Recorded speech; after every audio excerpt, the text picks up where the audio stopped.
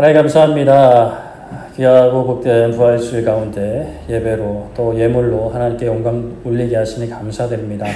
하나님, 이 예물 하나님께서 기뻐하시는 것에 아름답게 사용될 수 있도록 선히 인도하여 주시고 사용되는 곳마다 흘러가는 곳마다 정말 부활의 참된 기쁨과 그 부활의 능력이 흘러갈 수 있도록 은혜 베풀어 주시옵소서. 난나를 감사하며 하나님께 예물 드리는 우리 임재은 청년 그리고 우리 도훈이 하나님께서 은혜 허락하여 주시사 아버지 하나님, 우리 재훈이 대학생활 시작하는 가운데 있습니다. 하나님, 대학생활 가운데 몸과 마음과 생각과 믿음을 지켜주시고 정말 이 험한 세상 가운데 하나님 바라보며 하나님 안에서 하나님의 나라를 살아갈 수 있는 귀하고 복된 인생이 되게 하여 주시옵소서. 도훈이의 삶을 붙잡아 주시고 하나님, 아직은 하나님을 알지만 하나님 앞에 순복하는 것이 너무나 어려운 우리 초등학교 1학년 우리 친구입니다. 하나님, 지금은 비록 어렵지만 날이 갈수록 더 주님 사랑케 하시고 주님 닮아가게 하사 평생 하나님의 나라를 살아가며 하나님의 나라를 기쁘게 전할 수 있는 복된 인생 되게 하여 주시옵소서. 말씀의 자리에 나아갑니다. 말씀 전하는 부족한 종과 또 말씀 듣는 모든 하나님의 귀한 권속들 하나님 안에 크신 은혜에 정말 복에 넘치는 시간 될 수 있도록 하나님 은혜 베풀어 주시옵소서. 감사드리며 예수님의 이름으로 기도드립니다. 아멘. 네, 하나님 말씀 보겠습니다. 하나님 말씀 사무엘상 30장 18절부터 23절까지 말씀 한 절씩. 어떤 상황에서도 나는 예배하네.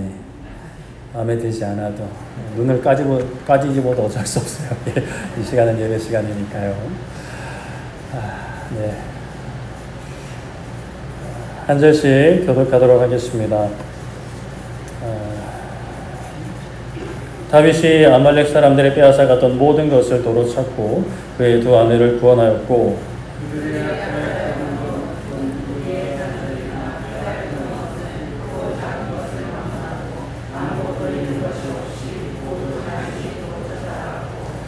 다윗이 또 양떼와 소떼를 다 되찾았더니 무리가 그 가축들을 앞에 몰고 가며 이르되 이는 다윗의 전리품이라 하였더라.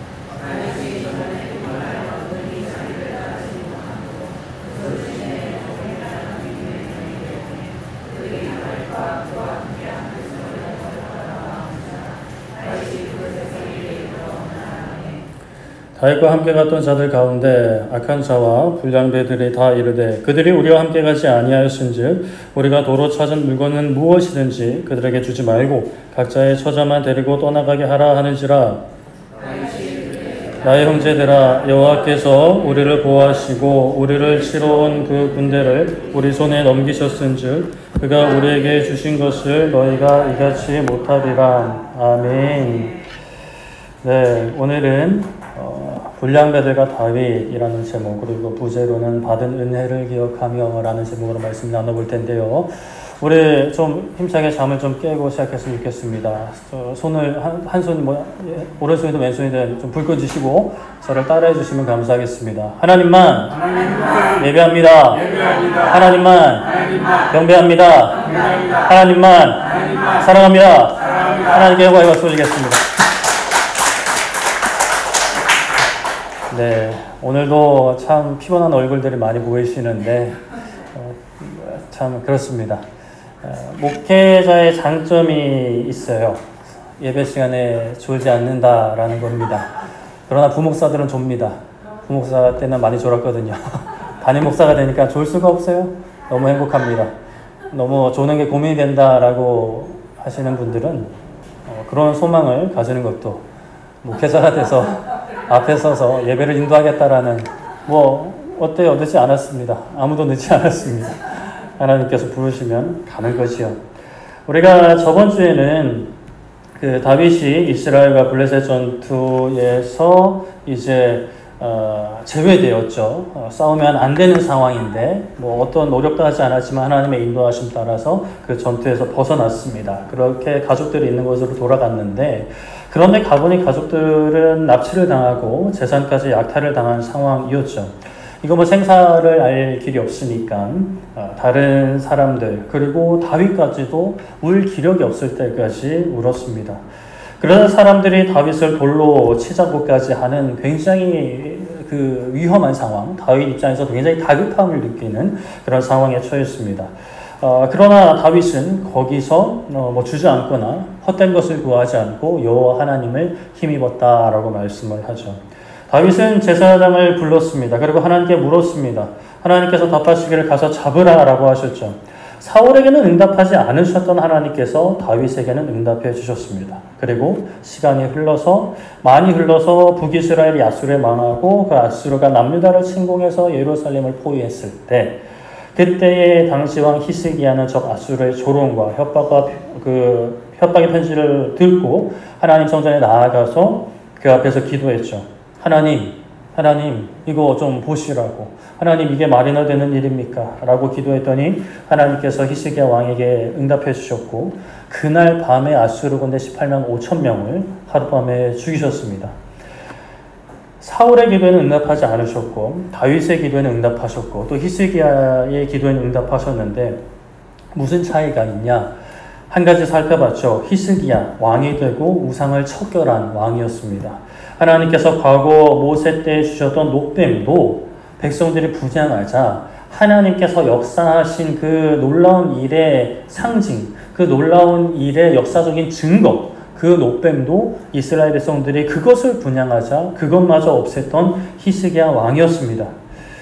우리가 하나님 앞에 어떤 무엇을 구할 때에 물론 있는 모습 그대로 하나님 사랑하시고 우리를 대신해서 죽으셨지만 그러나 우리가 그냥 항상 있는 모습 그대로 있어서는 안 되겠죠. 우리의 마음 가운데 있는 크고 작은 우상들이 있습니다. 세상은 계속 우리의 마음에 우상을 던집니다. 눈에 보이는 우상이 아니라 하더라고요. 아니더라도 우상을 던지는데 그것이 하나님께서 주신 복이기도 하죠. 돈이든 명예든 건강이든 인간관계든 결혼이든 자녀든 화목한 가정이든 기타 등등 다 그렇습니다. 그것을 우리가 섬길 때, 그것을 예배할 때 그것이 우상이 되고 하나님과 우리 사이를 갈라놓는, 물론 한번 하나님이 우리를 붙잡으시면 영원히 갈라놓을 수 없지만 그럼에도 불구하고 갈라진 것처럼 살게 만드는 것이 우상. 그 우상을 척결할 때 우리가 하나님의 뜻을 더 분명히 볼 수 있고 하나님의 응답을 들을 수가 있는 거죠. 그래야 하나님과 정말 동행하는 기쁨을 누릴 수가 있습니다. 어떻게 지난 한 주간 좀 우상에 대해서 묵상과 기도를 해보셨을까요? 우상을 묵상하는 게 우상을 이렇게 의지하는 묵상이 아니라 나의 삶 가운데 우상이 있지는 않은가? 하나님께 여쭤보셔야 합니다. 이거 나 정도는 괜찮아 이러시면 절대로 안 되고 하나님께 물어야죠.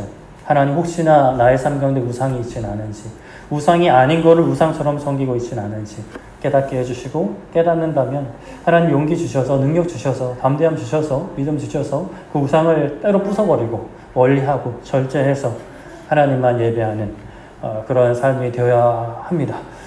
지난 한 주간 어떻게 조금 부족한 부분이 있었던지, 좀 그래도 나름대로 잘 하셨던지, 저도 고난주간이라서 특별히 일부러 고난을 당한 건 아니었는데 나름대로 심적으로 좀 왔다리 갔다리 하는 시간들이 좀 있었습니다. 그럼에도 불구하고 라면이 아닌 예수님을 힘입어 하나님께 나아가고자 합니다. 이건 이제 오후 예배 때 있으셨던 분은 이해하실 것 같은데요. 자, 오늘은 가족들을 잃어버린 것으로 모자라서 자신을 따르려는 사람들이 다윗을 죽이고자 하지만 다윗이 여호와 하나님을 힘입고 용기를 내어 하나님께 뜻을 묻고 그 다음 이제 진행되는 일을 살펴볼 텐데요. 자, 그렇게 이제 다윗이 하나님께 물었을 때 가족들을 납치한 그들을 쫓아가면 잡게 되고 그들과 싸워서 이길 것이라는 승리의 약속의 말씀을 들었습니다. 그제서야 행동으로 옮기는 거예요. 기도를 하고 응답을 받고 옮기는 거죠. 잡으러 갑니다. 다윗에게 그때 따르는 사람이 약 600명 정도 있었는데 200명은 좀 너무 지친 상태였다라고 합니다. 어떤 이유에서인지 모르겠지만 그래도 전쟁터 갔다 오는 사이에 전쟁은 하지 않았지만 지쳐있는 상태였어요. 그렇기 때문에 지금 일단 빠르게 이제 가서 잡아야 되는 그런 상황인데, 그렇게 빠르게 이동하기 어려운 상태에 있는 200명은 머물게 하고 나머지 400명만 데리고 출발을 합니다.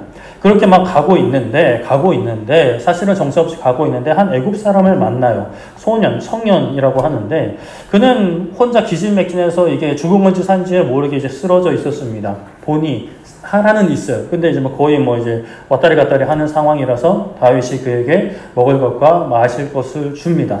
확인해 보니까 사흘 밤낮이나 먹지도 마시도 못하는, 그러니까 광야에서 이제 그러고 있으니까 뭐 거의 뭐 죽어가는 거죠. 사실 지금 다윗이 어떤 상황이에요? 다급한 상황이죠. 가족들 빨리 찾아야 되잖아요. 여러분의 가족들 찾아야 됩니다. 재산은 사실 둘째 치더라도 가족들 찾아야죠. 얼른 찾아야 합니다. 그런데 그렇게 바쁜 상황에서도 위기에 처한 사람, 냅두면 죽는 게 확실한 사람을 돕습니다. 참 주위 사람들은 참 속이 탔을 것 같아요. 빨리 이제 쫓아가야 되는데 이 사람 돕느라 이렇게 지체되고 있는 것에 답답함을 느꼈을 것 같은데, 참 놀라운 것은 이 사람을 통해 또 엄청난 실마리가 풀리게 되는 것을 볼 수가 있죠. 그가 정신을 차리자 다윗이 묻습니다. 너가 어디 사람이냐? 너는 정체가 뭐냐? 라고 묻는 거예요. 나는 애굽 사람입니다. 근데 애굽에서 온 게 아니라 아말렉 사람들의 종으로 있었습니다. 라고 고백을 합니다. 그런데 사흘 전에 제가 병들어서 주인이 그냥 저를 버리고 가버렸습니다. 노예니까, 종이니까 데리고 가봤자 이제 번거로우니까 버리고 간 거죠. 그런데 그 전에 무엇을 했느냐? 그 아말렉 사람들이 그렛 사람의 지방, 유다에 속한 지방 갈렐 남방을 침노하고 시글락을 불살랐다라고 이야기를 하는 거예요. 자, 여기서 좀 그래도 지식이 좀 있으신 분들은 시글락이 어딜까요? 시글락. 어유 훌륭합니다. 다윗의 가족들이 있던 동네였어요. 거기를 어떻게 했다고요? 내 주인의 무리들이 그곳을 약탈했다. 어디를요? 시글락을. 그 시글락은 뭐라고요? 누가 있었던 동네? 다윗이 있었던 동네. 다윗의 가족들이 머물렀었던 그 동네인 거죠. 다윗이 그에게 묻습니다. 너가 나를 그들에게 너의 주인에게로 인도할 수 있겠냐라고 물어요. 그러자 그 애굽 사람이 당신이 나를 죽이지 않고 그들의 손에 넘기지 않겠다고 맹세하면, 하나님의 이름으로 맹세하면, 신이라고 아마 이야기했을 겁니다. 신의 이름으로 맹세하면 내가 인도해 주겠습니다. 라고 합니다. 실마리를 잡은 거예요. 하나님께서 잡겠다라고 말씀을 하셨지만 사실 아무런 실마리가 없는 상태에서 길을 나섰는데, 길에 쓰러질 사람을 도왔는데 실마리를 잡았어요. 하나님께서 잡게 하신 거죠. 병들어 버려진 노예 그 소년, 청년을 통해 하나님은 일을 이루어 가고 계십니다. 참 우리가 어떤 상황이든 하나님께서 쓰지 못하실 리가 없어요. 쓰지 못할 처지는 없습니다. 상태는 없습니다. 그러니 우리는 어떤 상황에서도 두려워하지 말고 걱정하지 말고 우리를 통해 역사하시는, 인도하시는 하나님을 붙잡아야 하는 거죠. 그 소년은 버려졌지만 전 주인들이 어디로 갔는지는 알았던 것으로 보입니다.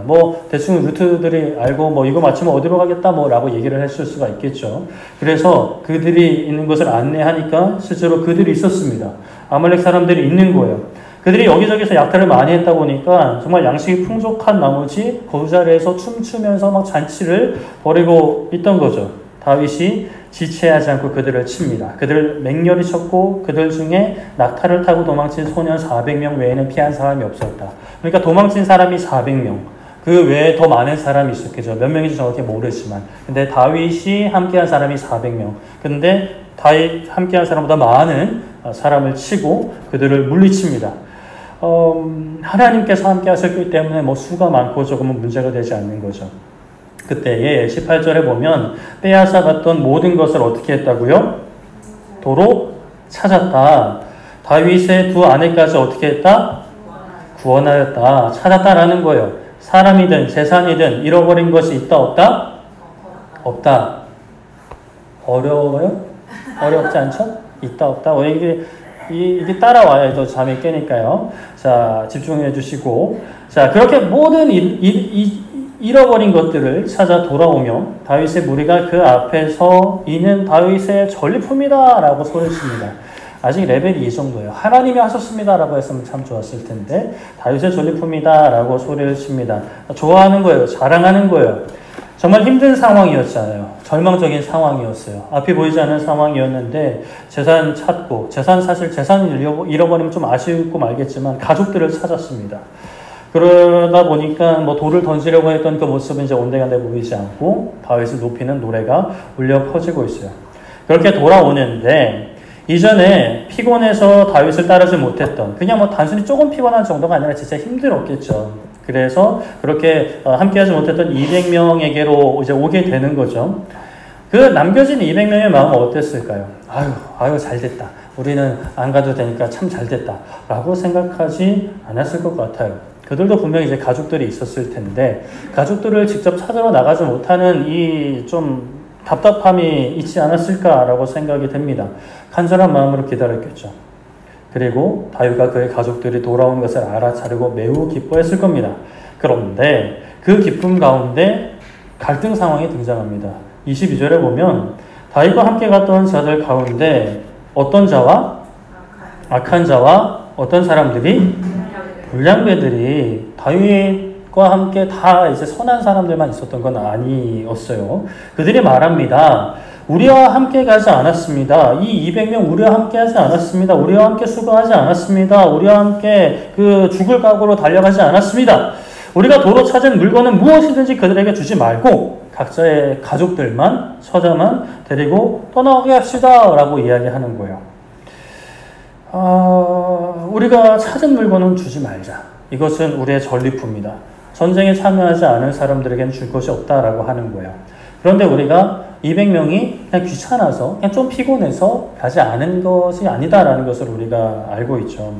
정말 이제 추격대에 짐이 될 수 있으니까 합의가 있어서 이렇게 했을 것인데, 그런데 다윗과 함께한 사람들을 볼 때는 그들에게 재산을 나누어 주는 것이 공평하지 않은 거예요. 합리적이지 않은 거예요. 마땅히 피 흘림을 각오하고 수고한 이들이 더 받아야 한다. 저들은 받으면 안 된다라고 생각을 하는 거죠. 여러분들은 어떻게 생각하세요? 어떻게 생각하세요? 나름 일리가 좀 있지 않아요? 그래도 수고했잖아요. 열심히 했잖아요. 땀 흘렸잖아요. 피 흘릴 각오로 갔잖아요. 그리고 피도 흘렸을 수 있어요. 죽지는 않았더라도 싸우다가 다쳤을 수 있죠.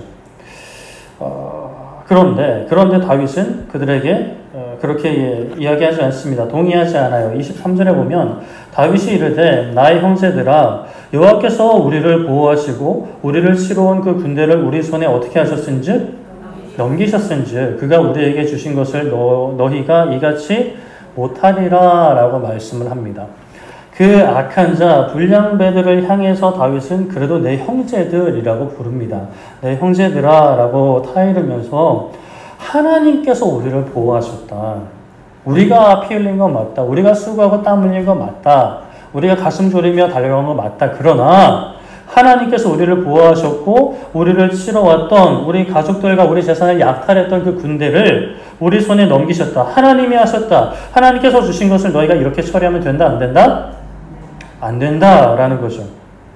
재산을 나누지 말자라고 주장한 그 사람들, 그래도 가족들까지 뺏으려고 하지는 않아요. 그렇게까지 악한 사람은 아닙니다. 그러나 다윗은 가족을 만나게 하는 정도가 아니라 모든 재산을 나누자라고 해요. 그 약탈자들에게서 도로 찾은 재산을 나누고자 합니다. 왜냐하면 그들의 원래 재산이었으니까요. 그리고 또 추가적으로 얻은 재산이 있겠지만 그것조차 나누고자 합니다. 전쟁에 참여했던 자들이든 참여하지 않았던 자들이든 그 재산을 나누게 합니다. 다윗이 그렇게 하고자 했던 이유, 가장 큰 이유가 뭐예요? 그들이 단순히 불쌍해서가 아니에요. 그들이 모질라서가 아니에요. 하나님이 이 모든 것을 하셨기 때문이다라는 거예요. 아멘? 사람이 수고하고 노력하고 땀을 흘렸지만 그 모든 것을 인도하시고 허락하신 분, 최종 결정권자는 하나님이시기 때문에 하나님께서 기뻐하시는 대로 이것을 처리해야 된다. 나누어야 한다라는 것이죠. 우리가 오늘날 누리고자 하는 많은 것들, 아니 뭐 소소한 것들이라고 하더라도 누리고 있는 것들, 내 손에 있는 것들 중에 하나님께서 주신 것은 무엇일까요? 여러분들은 어떻게 생각을 하실까요? 어떤 거는 하나님이 주셨다라고 생각을 하실까요? 어떤 건 하나님이 주셨는데 이거는 내가 한 거다라고 생각하지는 않으실까요? 우리에게는 모든 것, 우리에게 허락하신 모든 것이 하나님께서 주신 것이라는 믿음이 있어야 합니다.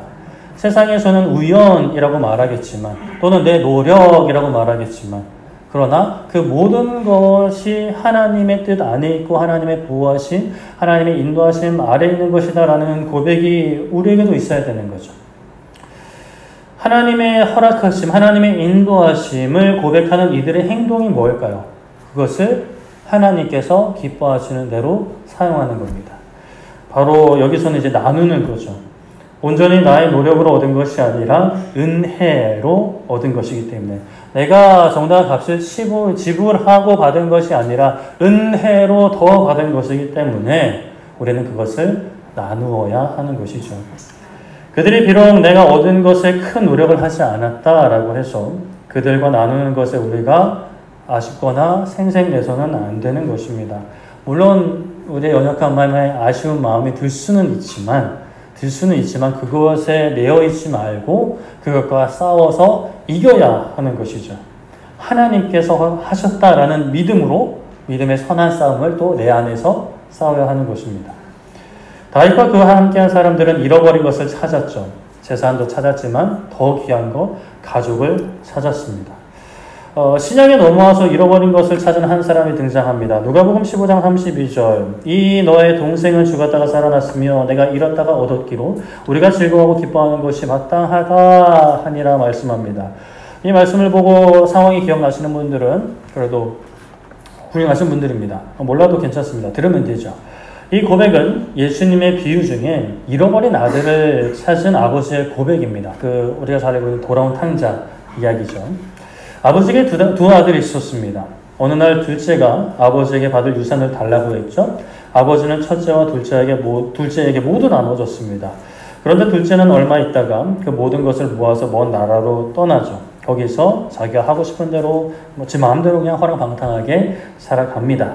결국 가지고 있던 모든 재산을 탕진하고 그 나라의 흉년까지 들어서 이제 먹을 것이 없어서 빌부터 살게 되는데 그 빌붙어서 사는 우리의 같이 돼지랑 살면서 돼지 먹는 것을 같이 먹으려고 하는데도 그것조차 이제 부족해서 굶주리고 있는 상황이었어요. 그때 그 아들이 둘째 맞아요. 우리 유초등 시간에 그런 부탁이 있었습니다. 둘째라고 하지 말아달라고. 둘째 마음 상한다고. 그래서 넷째라고 했었는데 넷째라고 할게요. 넷째가 이제 그러고 있는 거예요. 돼지 우리에 그러고 있는 거죠. 그때 넷째가 무엇을 생각했을까요? 아버지를 생각합니다. 아버지의 집을 생각합니다. 아버지의 집에 함께 일하는 품꾼들을 생각합니다. 생각을 해보니까 아버지는 아버지까지 가지 않아도 괜찮아요. 품꾼들만 생각해도 양식이 넉넉한 품꾼들의 그러한 상황을 생각하는 거죠. 참 염치 없지만 그래도 살아야 되겠기에 이대로 죽는 것은 너무 괴로우니까 너무 싫은 그것만큼은 싫으니까 아버지에게로 돌아가고자 합니다. 근데 또 아버지에게 돌아가서 아들은 못하겠고 품꾼이 되겠습니다. 품꾼으로 살게 해주세요라고 이제 이 레퍼토리를 이제 다 준비를 하고 터벅터벅 갑니다. 그렇게 결단하고 갑니다. 힘들었겠죠. 그러나 갑니다. 그런데 아들이 아버지를 발견하기 전에 아버지가 그 아들을 보고 달려나와서 그를 안으면서 환영합니다. 우리 같았으면 등짝 한 대씩 이제 때릴 수 있을 것 같은데 그렇지 않고 이제 환영합니다. 그때 아들은 준비된 멘트를 합니다. 종으로 살겠습니다. 아버지 말씀하시기를 그게 무슨 소리냐. 종이 아닌 품꾼이 아닌 아들이다. 신의 신발과 옷과 반지를 가져오라 합니다. 아들의 복장을 가져오게 합니다. 그리고 잔치를 열죠. 잔치를 열었는데 밭에서 일하고 온 첫째가 그 소식을 듣고 열받아가지고 막 밖에서 씩씩거리고 있는 거예요. 그래서 아버지가 나와서 첫째에게 말씀하는 그 말씀, 이 동생이 죽었다가 살아났고 내가 잃었다가 얻었기로 우리가 즐거워하고 기뻐하는 것이 마땅하다라고 아버지가 이야기하는 거예요. 아버지가 지금 기뻐요? 안 기뻐요? 기뻐요. 너무 기쁘죠? 아들이 죽었다가 살아왔기 때문에. 근데 첫째는 기뻐하지 못합니다. 그런데 이 상황에서 또 기쁜 사람이 있어요. 아버지만큼은 아니더라도 매우 기쁜 사람이 있어요. 누굴까요? 네, 넷째. 둘째 아니에요, 넷째. 우리 이 시간에는 우리 넷째라고 해요. 자, 넷째 아들이 기쁜 거죠. 왜요? 그쵸. 당신도 잃어버렸던 아버지를 찾은 거니까요. 근데 사실 잃어버렸다기보다는 자기가 그냥 버려버린. 자기가 걷어차버린 아버지를 찾았기 때문에 스스로 박차고 나갔다가 다시 아들이 될 염치는 없어서 종으로 살고자 했지만 그마저도 물리치시고 아들로 삼아주신 그 아버지를 찾았기 때문에 기쁜 거죠.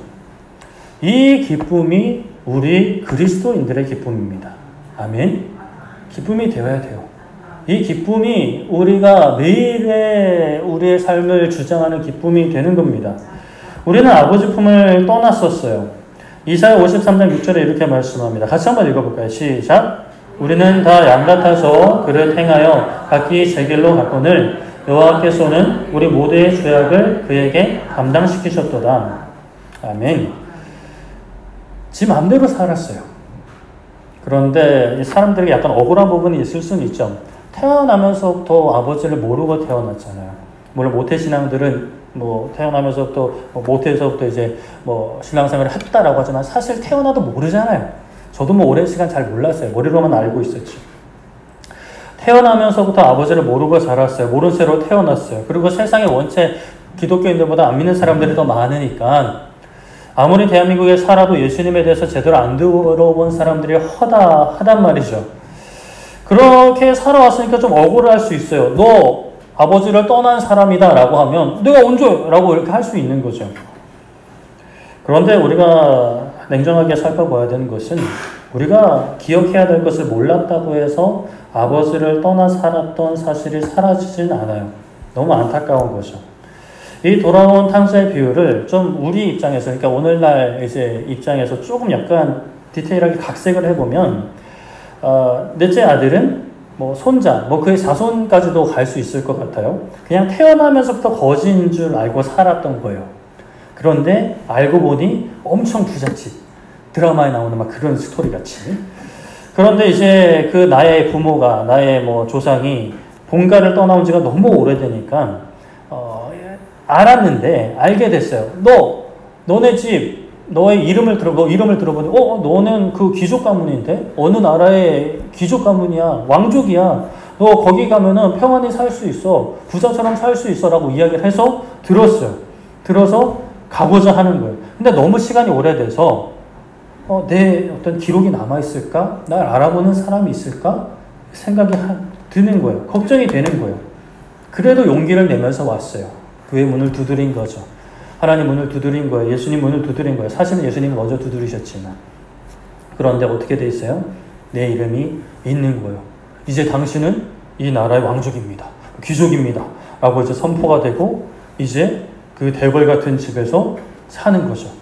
야, 저런 집에서 종처럼, 종이라도 좀 저런 집에서 살면 좋겠다라고 이야기를 했던 그 집에 우리가 그 주인 족속이 되어가지고 살게 되는 거죠. 이제는 왕의 자녀가 된 거, 왕의 아들이 된 거야. 잃어버린 아버지를 찾는 거고 내 집을 찾은 거죠. 그것은 우리가 내가 잘해서 찾은 것이 아닙니다. 너가 본래 사는 집이 여기가 아니다. 너를 잃어버린 본가에서 너를 찾고 있다라고 전해준 사람이 있었어요. 본가로 돌아가는 무너진 길을 보수한 아버지가 계셨죠. 그 아버지는 그 길을 보수하기 위해서 유일한 아들의 생명을 희생시키셨어요. 각자 자기 마음대로 살아왔던 우리를 위해서 자기 아들을 희생시키신 거예요. 그래서 우리가 그 대궐 같은 집으로, 그 나라로 돌아갈 수 있는 길을 열어주신 거예요. 그래서 예수님께서 십자가에 죽으신 거죠. 예수님이 죽으시기 전 그 전날 밤 제자들과 함께 유월절 식사, 마지막 만찬이라고 하던 그 유월절 식사를 하시면서 빵과 포도주 잔을 돌리시며 말씀하셨습니다. 누가복음 22장 19절 20절에 또 떡을 가져 감사기도 하시고 떼어 그들에게 주시며 이르시되 이것은 너희를 위하여 주는 내 몸이라. 너희가 이를 행하여 나를 기념하라 하시고 저녁 먹은 후에 잔도 그와 같이 하여 이르시되 이 잔은 내 피로 세우는 새 언약이니 곧 너희를 위하여 붓는 것이라 라고 말씀을 합니다. 우리가 이제 곧 성만찬을 행할 건데요. 우리가 오늘 행하는 이 성만찬이 이런 의미를 가지고 있는 거죠. 우리가 아무 생각 없이 아무런 준비도 없이 이것을 행해서는 안 됩니다. 그냥 빵 조금 먹고 포도주스 조금 먹는 의식이 아니에요. 그래서 저도 어릴 때 이제 입교 받기 전에 또 목사님 아들이라는 어떤 그런 특권 의식을 가지고 성찬식이 끝난 그 목양실에 들어서 막 빵을 주워 먹었던 기억이 있는데 그러면 안 되는 거예요. 그러면 안 되는 거죠. 이렇게 우리가 빵을 나누고 그리고 잔을 나누게 될 텐데 이것은 예수님과 하나됨을 기억하는 겁니다. 기념하는 거예요. 고백하는 거예요. 다시 한번 내 몸과 마음에 새기는 거예요. 예수님 때문에 내가 잃어버린 아버지를 찾았다는 감사의 고백을 이 의식을 통해 우리가 함께 행하는 거죠. 천주교에서는 먹는 순간 실제 예수님의 살이 된다라고 이렇게 교리적으로 주장하기도 하는데 우리 개신교, 특히 장로교에서는 그렇게까지는 하진 않고 이것을 행할 때 주님께서 우리와 함께 하신다라고 고백하는 영적 인재소를 고백합니다. 지금부터 이제 우리 성만찬을 행하게 될 텐데 성만찬은 아시겠지만 세례를 받으신 후에 유아 세례를 받으신 분은 입교를 받으신 후에만 참여하실 수 있습니다. 이것은 차별하는 것이 아니라 최소한의 준비가 된 분들이 참여할 수 있도록 이제 교회 법으로 정해놓은 것이니 양해해 주시면 감사하겠습니다. 우리 교회 등록교인이 아니어도 좋습니다. 세례교인, 입교교인 이상이라면 누구든 참여하실 수 있습니다. 세례를 받지 못하셨거나 입교를 받지 못하신 분들은 비록 직접 오늘은 참여하지 못하시겠지만 눈으로 보시면서 그 의미를 묵상하고 나도 예수님을 영접하고 잃어버린 아버지를 찾아서 그리고 정말 귀하고 축복된 세례와 입교를 얼른 받아서 이 성만찬을 기쁨으로 참여하는 것을 사모할 수 있기를 축복합니다. 오늘은 영상을 좀 보여드리면서 우리가 성만찬을 진행을 할 텐데요. 제가 앞에 나가서 이제 준비가 되면 우리 장로님부터 이렇게 차례대로 가운데로 나오셔서 받으셔서 잔과 빵을 함께 받으시고 드시고 다시 이쪽으로 다 여기 계신 분들도 이쪽으로 여기가 지금 자리가 안 되기 때문에 이쪽으로 자연스럽게 돌아가시면 되겠습니다. 그럼 우리가 오고 가는 길 가운데 또 앉아 계신 가운데 영상을 보면서 예수님이 어떤 길을 걸어가셨는지 묵상하는 시간이 되기를 소망하고 축복합니다.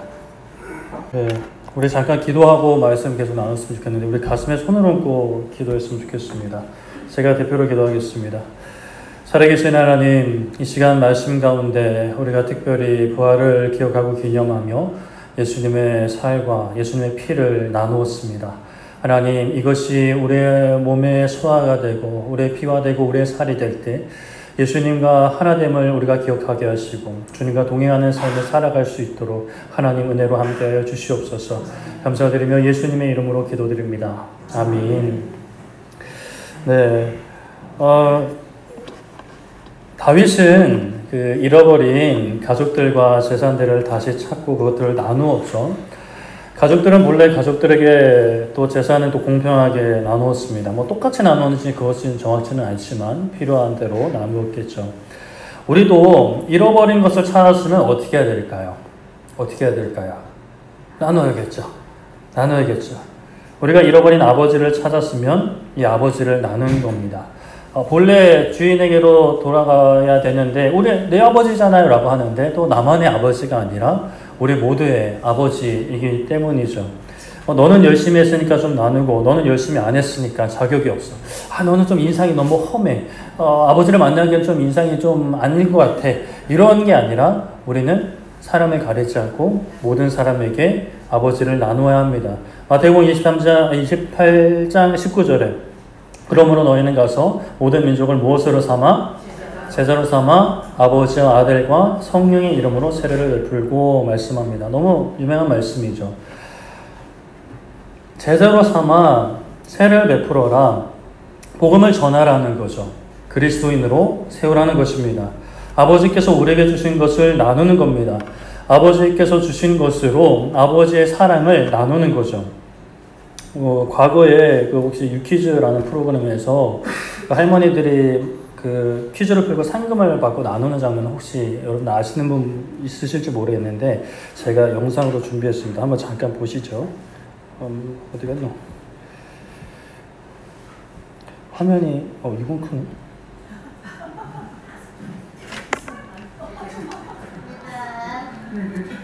다시 볼게요. 네, 반갑습니다.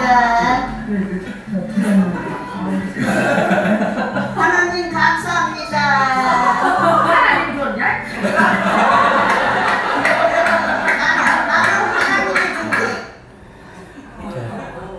영상인데요. 말씀을 준비하다 기억이 났습니다. 여러분들은 어떻게 보셨어요? 무슨 내용인지 이해되셨죠? 이해되셨죠? 이게 퀴즈를 맞히면 상금을 주는 거예요. 근데 이제 100만 원을 주는데 할머니들이 5분 맞죠? 5분 정도 되시니까 이게 바로 그 자리에서 나눈 거죠. 그러니까 아까 그 할머니가 받고 하나님 감사합니다 라고 하니까 옆에 계신 할머니가 하나님이 줬냐? 이런 상황인 거예요. 이렇게 막 다들 이렇게 막 하하 웃으면서 이렇게 방송은 되었는데 저도 뭐 웃으는 상황이긴 한데 그래도 한편으로 씁쓸한 건 그거죠. 누가 맞을까요? 누구 말이 맞을까요? 누구 말이? 둘 다 맞을 것 같아요. 그러니까 저분 사실 제가 방송으로 기억하는 건 저 말뿐만이 아니라 방송국이 좋지 이런 말을 한 것도 같은데 방송국에서 준 게 맞죠. 방송국에서 준 게 맞아요. 그러나 우리는 하나님이 주셨다라고 고백을 합니다. 모든 것을 하나님이 허락하셨다라고 고백을 해요. 마태복음 10장 29절에 참새 2마리가 한 앗소리원에 팔리지 않느냐? 그러나 너희 아버지께서 허락하지 아니하시면 너 하나도 땅에 떨어지지 않는다 된다? 않는다라는 거예요. 하나님의 허락 없이는 무엇도 이루어지지 않는 거죠. 우리가 아무리 노력을 해서 얻은 거라도 하나님의 허락하심이 있어야 얻은 것이에요. 그러면 하나님이 주신 게 맞죠. 그냥 단순히 막 우리가 뭐 이렇게 막 기도를 해서 갑자기 없던 빵이 이렇게 뿅 생겨나가지고 그 빵을 먹어야만 하나님이 주신 게 아니라 우리가 밖에 나가서 땀 흘려 수고해서 얻은 모든 것도 결국에는 하나님이 주셨다라는 거예요. 물론 세상 사람들은 아까 본 영상처럼 동의하지 않습니다. 할머니들이 막 티키타카 하면서 좀 우스꽝스러운 상황이라 웃기긴 한데 사실 굉장히 좀 슬픈 그런 저는 마음이 좀 슬펐어요. 너무 불편했어요. 하나님이 하셨다라는 것을 고백하지만 세상은 조롱합니다. 무슨 하나님이 줬냐? 하나님이 줬다라고 말하는 인간들 제일 싫어. 뭐 이런 식으로 막 댓글 달린단 말이에요. 그러나 우리는 믿음으로 고백합니다. 하나님이 하셨습니다. 하나님이 주셨습니다. 그러므로 우리가 하나님께 영광을 돌리고 말로만 하나님께 영광을 돌리는 게 아니라 주신 것을 내 필요에만 쓰는 게 아니라 하나님께서 기뻐하시는 곳으로 흘려보내며 또 그것을 통해 우리가 복음을 전하는 것이죠. 말씀을 정리하겠습니다. 다윗과 무리들이 하나님의 인도하심 따라 가족들과 재산을 약탈해갔던 무리를 찾습니다. 그들을 물리치고 잃어버린 사람이나 재산 하나도 없이 다 찾아냅니다. 기쁨으로 돌아왔는데 불량한 사람들이 그 전투에 참여하지 못한 이들에게는 가족만 돌려주고 재산을 돌려주지 말자라고 합니다. 그러나 다윗은 하나님이 하셨다라고 고백하며 그것을 적절하게 공평하게 나누어 줍니다. 우리도 잃어버린 것을 찾았죠. 잃어버린 것이라고 표현하기는 좀 그렇지만 잃어버린 아버지를 찾았습니다. 아버지도 잃어버린 아들을 찾으셨지만 우리도 잃어버린 아버지를 찾았어요. 그러면 너무나 감격스러운 이 사실, 이 기쁨, 이 은혜, 이 능력을 전해야겠죠. 나누어야겠죠. 아버지는 잃어버린 우리를 찾기 위해 유일한 아들의 생명을 희생시키셨습니다. 죽음에 이르게 하셨어요. 그러나 그 죽음의 끝이 아니라 오늘 부활주일처럼 부활하신 거죠. 그 아들도 잃었다 찾으셨고 우리도 잃었다 찾으셨습니다. 그런데 문제는 아직도 잃어버린 사람들이 너무 많다라는 것이죠. 아버지를 찾아야 하는데 아버지를 찾아야 하는지도 모르는 사람들이 너무나 많아요. 그럼 어떻게 해요, 우리는? 어떻게 해야 돼요? 어떻게 해야 돼요? 어떻게 해야 돼요? 전해야죠. 아버지에 대해서 전해야죠. 당신을 그렇게 찾고 계신 분이 계시다라는 것을 전해야 되는 겁니다. 사람들은 물론 아까 본 영상처럼 허무맹랑한 소리 하지 말라고 핀잔을 줄 수도 있고요. 조롱하지 말라고 할 수도 있어요. 그러나 어떻게 하겠어요? 전해야죠. 아는 사람이니까. 아는 사람이니까. 때로는 마음의 시리에 빠질 수도 있죠. 좌절할 수도 있어요. 그러나 다시 우리는 아버지 계시잖아요. 아버지 앞에 와서 그 모든 거 털어놓고 기도하고 다시 세임 얻고 돌아가 전하는 것입니다. 모든 삶의 영역에서. 모든 삶의 영역에서. 우리 이 시간 함께 찬양하고 기도할 텐데 아까 우리가 했던 찬양이죠. 나의 가는 길 주님 인도하시네. 그는 보이지 않아도 날 위해 일하시네. 주 나의 인도자 항상 함께 하시네. 사랑과 힘 베푸시며 인도하시네. 그런데 어디로 인도하세요? 내가 바라는 길로 인도하시질 않아요. 하나님이 바라는 길로 우리를 인도하십니다. 그 길에서 우리는 뭐 해야 돼요? 하나님 왜 이 길로 인도하세요? 라고 불평 물론 처음에는 할 수도 있죠. 싫으니까요. 하고 싶지 않으니까요. 그런데 나의 생각과 나의 지혜와 비교할 수 없는 큰 지혜와 사랑으로 우리를 사랑하시고 인도하시는 하나님을 고백할 때 어떻게 해요? 그곳에서 예배하게 되는 거예요. 찬양하게 되는 거예요. 기도하게 되는 거예요. 전도하게 되는 거예요. 선교하게 되는 거예요. 이 찬양의 가사가 우리의 기도, 우리의 신앙의 고백이 될 수 있기를 소망하고 축복합니다. 찬양하면서 다시 한번 몸과 마음에 새기고 기도하고 또 축가로 예배 마치도록 하겠습니다. 나의 가는 길, 나의 가는 길, 주님 인도하시네. 그는 보이지 않아도 날 위해 일하시네. 주 나의 인도자 항상 함께 하시네. 사랑과 힘 베푸시며 인도하시네. 인도하시 나의 가는 길, 나의 가는 길, 주님 인도하시. 그는 보이지 않아도, 그는 보이지 않아도 날 위해 일하시는 주 나의 인도자 항상 함께 하시네. 사랑과 힘 베푸시며 인도하시네. 우리 가는 길, 우리 가는 길, 우리 가는 길, 주님 인도하시. 그는 보이지 않아도, 그는 보이지 않아. 날 위해 일하시. 우리 인도자 항상 함께 하시네. 사랑과 힘 베푸시며 인도하시네. 내가 걸어갈 때 길이 되고, 내가 걸어갈 때 길이 되고, 살아갈 때 삶이 되는 그곳에서 예배하네. 내가 걸어갈 때 길이 되고, 살아갈 때 삶이 되는 그곳에서 예배하. 내가 걸어갈 때, 내가 걸어갈 때 길이 되고, 살아갈 때 삶이 되는 그곳에서 예배하네. 내가 걸어갈 때 길이 되고, 살아갈 때 삶이 되는 그곳에서 예배하네.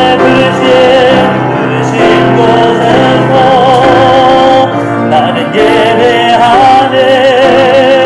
어떤 상황에도 나는 예배하네. 부르신 곳에서 나는 예배하네. 어떤 상황에도 나는 마지막으로 부르신 곳에서 나는 예배하네. 어떤 상황에도 나는 예배하네. 부르신 곳에서 나는 예배하네. 어떤 상황에도 나는 예배하네. 아멘. 우리 기도할 때 하나님 부르신 곳에서 예배하기 원합니다. 하나님 우리 성찬했습니다. 예수님과 하나 되었습니다. 어디를 가든 무엇을 하든 그곳에 예수님이 우리와 함께 하시니 우리 예배하기 원합니다. 이해되지 않아도 용납되지 않아도 예배하게 하여 주시옵소서. 감사하게 하여 주시옵소서. 용서하게 하여 주시옵소서. 사랑하게 하여 주시고 전하게 하여 주시옵소서라고 우리 주 앞에 서고 기도하도록 하겠습니다. 주여 하나님 아버지, 이 시간 아버지 하나님 우리가 마음을 모아 다시 한번 기도합니다. 하나님 우리가 함께 아버지 떡을 나누고 살을 나누었습니다. 예수님의 살을 나누고 예수님의 피를 나누었습니다. 우리를 위하여 흘리신 새 언약의 피 예수 그리스도의 피를 나누었습니다. 그 살이 나의 살이 되며 그 피가 나의 피가 되어 우리가 예수님과 하나 되었습니다. 어디를 가든지 부르신 그곳, 어디를 가든 무엇을 하든 예수님이 우리와 함께하고 계시다는 것을 믿음으로 고백하기 원합니다. 이해되지 않아도 용납되지 않아도 그곳 아버지 우리 가정 가운데 우리의 직장 가운데 사업자 가운데 아버지 대한민국 땅 가운데 이해될 수 없는 용납할 수 없는 것들 구성일지라도 아버지 하나님 그곳에서 예배하기 원합니다. 하나님 감사의 예배로 용서와 사랑의 예배로 전도의 예배로 선교의 예배로 하나님께 드리기 원합니다. 아버지 하나님 성도의 구제로 사회 참여로 아버지 하나님 말씀이 가득하고 흘려가는 모든 과정을 통해 하나님 예배하기 원합니다. 하나님 우리 하나님의 귀한 모습들을 붙잡아 주시옵소서. 아버지 하나님 육체 질병 가운데 있는 이를 치료하여 주시옵소서. 경제적인 문제 가운데 있는 이를 아버지 하나님 해결해 주시옵소서. 모든 인간 건강의 문제 해결해 주시옵고 우리의 정신적 연약함과 마음의 연약함들 육신의 연약함들 하나님 치료하여 주시옵소서. 아버지 하나님 은혜 베풀어 주시사 우리의 모든 삶을 아버지 하나님께 올려드리기 원합니다. 하나님께 감사함으로 영광 돌리는 우리의 삶이 되게 하여 주시옵소서. 나는 예배하네 어떤 상황에도 나는 예배하네 부르신 곳에서 나는 예배하네 어떤 상황에도 나는 예배하네.